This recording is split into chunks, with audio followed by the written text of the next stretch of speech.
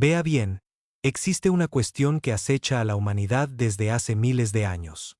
Es una cuestión que los filósofos han debatido, sobre la que los sacerdotes han predicado y que los científicos han estado sopesando en las horas oscuras de la noche. Y la cuestión es esta: ¿existe un plan para el universo? ¿Existe alguna ecuación, alguna afirmación matemática tan profunda, tan elegante que podría explicarlo todo? Bueno, soy físico. Trabajo en algo llamado teoría de cuerdas en la Universidad de la Ciudad de Nueva York. Y permítame decirle algo notable, algo extraordinario. Estamos viviendo un momento, hoy, en el que por primera vez en la historia de la humanidad, podríamos estar realmente acercándonos a la respuesta a esa antigua pregunta. Podríamos estar a punto de descubrir lo que Albert Einstein llamó la lectura de la mente de Dios. Piénselo un momento.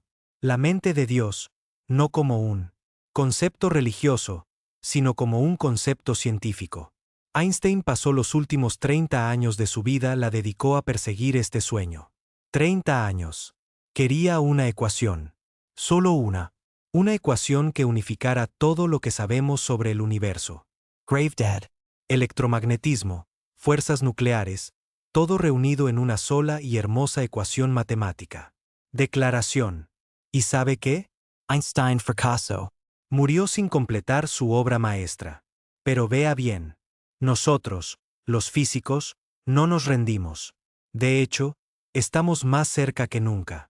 Y de eso es de lo que quiero hablarles. Permítame darle un ejemplo de lo que quiero decir con unificación. Allá por 1862, existía la electricidad y existía el magnetismo. Dos fuerzas completamente distintas. O al menos eso es lo que todos pensaban. Si tú tenías un imán, eso era una cosa. Si tenías electricidad fluyendo por un cable, era algo completamente diferente. Pero entonces apareció James Clerk Maxwell. Y Maxwell hizo algo extraordinario. Mostró que la electricidad y el magnetismo no eran cosas separadas. Eran dos lados de la misma moneda. Los unificó en el electromagnetismo. Ahora, ¿qué significa eso? Significa que cuando enciendes una luz, cuando usas tu teléfono móvil, cuando ves la televisión, todo eso se basa en la unificación de Maxwell. Una ecuación cambió todo. Nos dio el mundo moderno. Ese es el poder de la unificación. Entonces la siguiente pregunta es: ¿y si pudiéramos hacer eso para todas las fuerzas de la naturaleza? ¿Y si pudiéramos encontrar una ecuación que explicara la gravedad, electromagnetismo y fuerzas nucleares? Esa sería la unificación definitiva, el Dios. Equation. Ahora, antes de continuar, permítame aclarar algo. Cuando yo hablo de la ecuación de Dios, no estoy hablando de religión. Estoy hablando de física. Usted verá, existe una ecuación famosa en matemáticas descubierta por Leonard Euler, uno de los más grandes matemáticos que jamás haya existido. La ecuación es simple. Y para la potencia de y asterisco pi más 1, es igual a 0. Los matemáticos llaman a esto la ecuación de Dios de las matemáticas porque unifica todas las constantes fundamentales. Pi, 1 y 0 en una. Hermosa declaración. Pero he aquí la cuestión. El Dios, la ecuación de las matemáticas es inútil.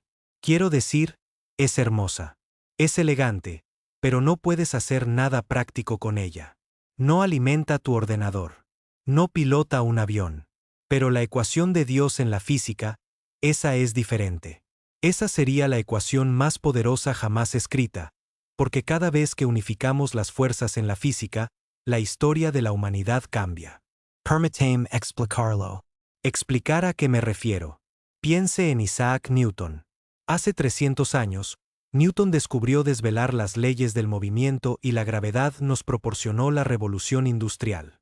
De repente, pudimos construir máquinas. Pudimos aprovechar la energía de vapor. Pudimos transformar la sociedad. O piense en la fuerza electromagnética. Maxwell y Faraday unificaron la electricidad y el magnetismo. Y eso nos dio los generadores. Dínamos, bombillas eléctricas, radio, televisión, toda la era eléctrica. Y luego apareció Einstein con la ecuación E igual a mc superíndice 2 y eso condujo a la energía nuclear y a las armas nucleares. Cada unificación transformó la civilización humana.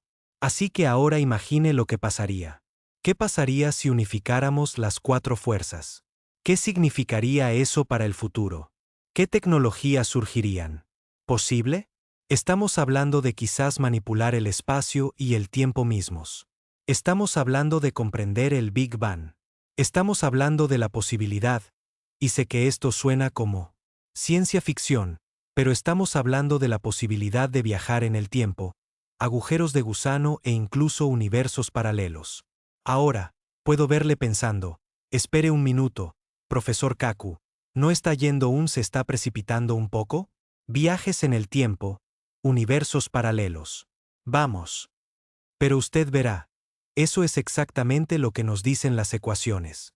Cuando empiezas a jugar con la ecuación de Dios, cuando empiezas a unificar esas fuerzas hacen que sucedan cosas extrañas. El espacio y el tiempo se vuelven flexibles. Lo imposible se hace posible. Pero permítame retroceder un poco.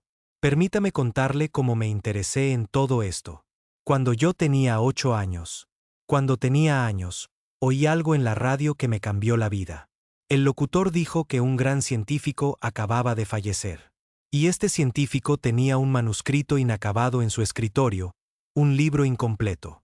La mayor mente científica de nuestra época no pudo terminar su libro. Ahora, como niño de 8 años, yo pensé, ¿cómo es posible? Si era tan inteligente, ¿por qué no pudo terminar su tarea? No podía simplemente pedir ayuda al profesor. Mamá, necesito ayuda. Tenía que saber qué había en ese libro. Así que fui a la biblioteca. Esto fue antes de Internet. ¿Recuerda? Y empecé a leer todo lo que pude encontrar. Y descubrí que el científico era Albert Einstein. Y el libro que no pudo terminar era sobre la teoría del campo unificado, la teoría de todo, la ecuación de Dios. Y bien, allí, a la edad de 8 años, decidí que eso era lo que quería hacer con mi vida. Quiero ayudar a cumplir el sueño de Einstein. Ahora, avancemos unos años. Cuando yo tenía 16 años, decidí hacer algo un poco loco. Fui a ver a mi madre y le dije, «Mamá, puedo construir un acelerador de partículas en el garaje».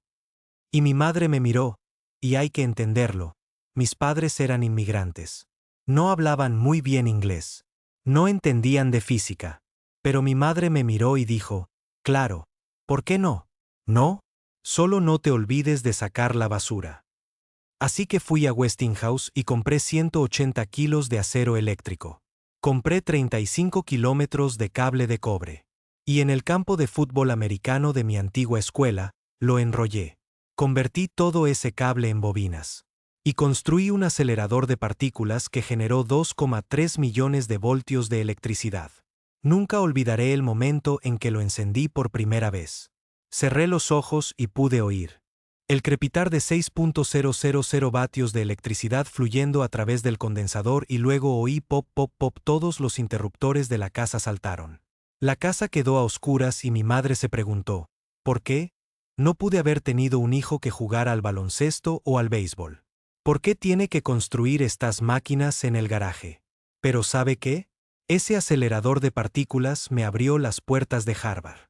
Y fue allí donde comenzó mi carrera como físico. Todo realmente comenzó. Fue allí donde comencé a trabajar seriamente en la teoría de la unificación. Ahora, aquí es donde las cosas se ponen realmente interesantes. Interesante.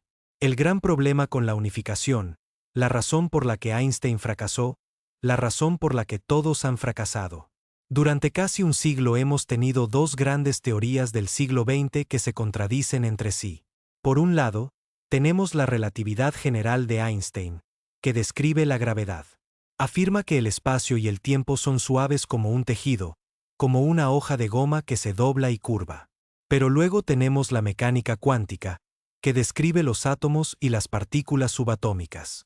Y la mecánica cuántica dice que todo está fragmentado. Todo viene en paquetes discretos. Partículas, no ondas. Bloques, no superficies lisas. Entonces ves el problema. La teoría de Einstein se basa en superficies lisas. La teoría cuántica se basa en fragmentar todo en partículas. Son opuesto. Se contradicen. Y por eso la unificación ha sido muy difícil. Es como intentar mezclar aceite y agua. No se mezclan. Y esto no es solo un problema académico. Importa para cuestiones reales. ¿Cómo? ¿Qué sucede dentro de un agujero negro? La relatividad general afirma que la materia se comprime hasta un punto infinitamente pequeño. Pero la mecánica cuántica dice, espera un minuto. No puedes comprimir las cosas hasta el infinito. Eso no tiene sentido.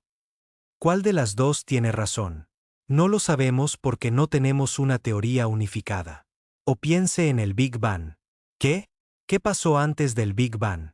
La relatividad general afirma que el universo comenzó a partir de un único punto. Pero la física cuántica, la mecánica dice que eso no funciona. Necesitas una teoría cuántica de la gravedad para entender el Big Bang, y no la tenemos. Tengo un. Todavía no. Ahí es donde entra la teoría de cuerdas. Ahora, permítame explicarle qué es. La teoría de cuerdas es importante porque esto es relevante. Verá, durante los últimos 100 años, hemos pensado en los electrones como puntos, pequeñas partículas puntuales. Lo mismo ocurre con los quarks y los neutrinos, solo puntos. Y nosotros hay cientos de estas partículas puntuales, cientos. Y los físicos se han estado rompiendo la cabeza, preguntándose, ¿por qué existen? ¿Por qué hay tantas partículas? ¿Por qué la naturaleza es tan caótica? Pero la teoría de cuerdas dice, espera un minuto. Un minuto, ¿y si estas partículas no son puntos? Y sí, al mirar un electrón muy de cerca, me refiero a mucho más de cerca de lo que podemos ver con nuestros microscopios más potentes. ¿Y si descubre que en realidad es algo diminuto? Cuerda vibrante como una banda elástica o una cuerda de guitarra. Ahora, piense en una cuerda de guitarra. Cuando tocas una cuerda de guitarra, obtienes diferentes notas dependiendo de cómo vibre. Lo mismo sucede con la cuerda. Una cuerda puede tocar un la, un si, un do sostenido, un número infinito de notas. Bueno, lo mismo ocurre. Algo sucede con estas diminutas cuerdas. Cada vibración produce una partícula diferente. Una vibración da lugar a una partícula. Electron. Otra vibración da lugar a un quark. Otra da lugar a un neutrino. Y así, de repente, todas esas cientos de partículas. En realidad no son cosas diferentes. Son solo notas diferentes en la misma cuerda, diferentes vibraciones. Y eso es todo. ¡Qué bonito! Eso es unificación. Eso es lo que Einstein estaba buscando. Pero lo que realmente me impresiona es esto. Cuerdas. La teoría no solo unifica las partículas. Unifica todas las fuerzas. Gravedad, electromagnetismo, fuerza nuclear fuerte, fuerza nuclear débil, todas surgen naturalmente de las vibraciones de estas cuerdas. No tenemos que forzarlas a unirse. Se unen automáticamente. La teoría lo exige. Ahora, yo trabajo en la teoría de cuerdas para ganarme la vida. Soy uno de los fundadores de lo que se llama teoría de campos de cuerdas, que es una versión particular de la teoría de cuerdas. Y déjeme decirle, cuando empecé a trabajar en esto allá por la década de 1970, muchos de mis amigos físicos pensaron que estaba loco. Dijeron, Michio, estás perdiendo el tiempo. Esto nunca va a funcionar. Pero vea bien, he aquí lo notable. Todas las demás teorías que la gente ha propuesto para la unificación, y créame, las mentes más grandes de la historia han probado todas las demás teorías, y todas han fracasado. Todas son matemáticamente inconsistentes. ¿Qué significa eso? Significa que si llevas estas teorías al extremo, puedes demostrar que 2 más 2 es igual a 5. Y obviamente, eso está mal. Así que la teoría debe estar equivocada. Pero en la teoría de cuerdas, hasta ahora, 2 más 2 siempre es igual a 4. No importa cuánto nos esforcemos, no importa cuántos cálculos hagamos, las matemáticas siguen siendo consistentes. Y hasta donde sabemos, es la única teoría en la que esto es cierto.